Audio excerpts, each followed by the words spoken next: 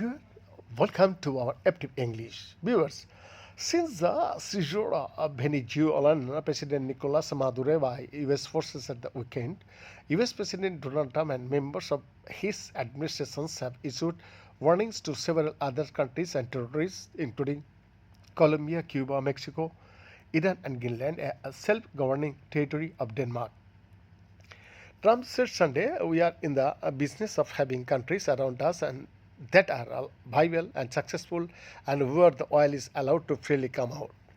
American dominance in the Western Hemisphere will never be questioned again, Trump said. Here is what to know about what Trump has said in the last 2 days and how some of those governments have responded.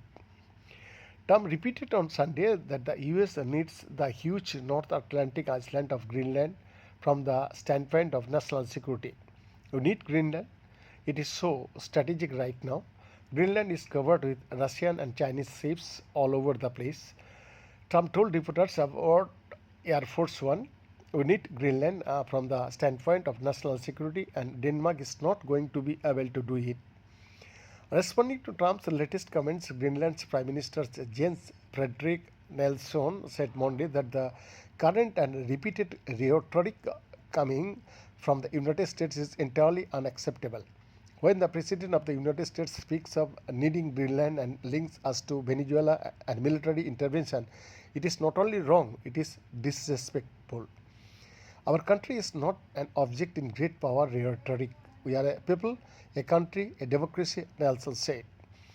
Trump has repeatedly stated that he wants to annex Greenland, a huge resource rich 836 square miles island in the Atlantic and self-governing territory of Denmark, claiming that this is needed for American security purposes.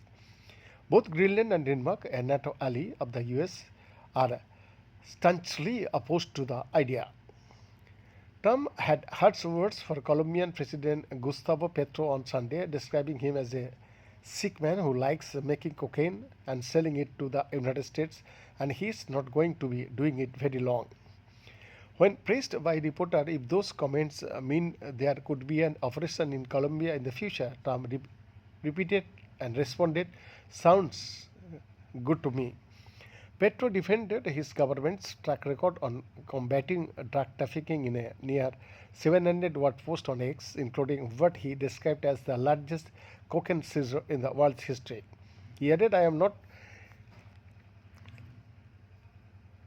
sure, nor am I narco. I only have assets, my family home that I still pay for with my salary.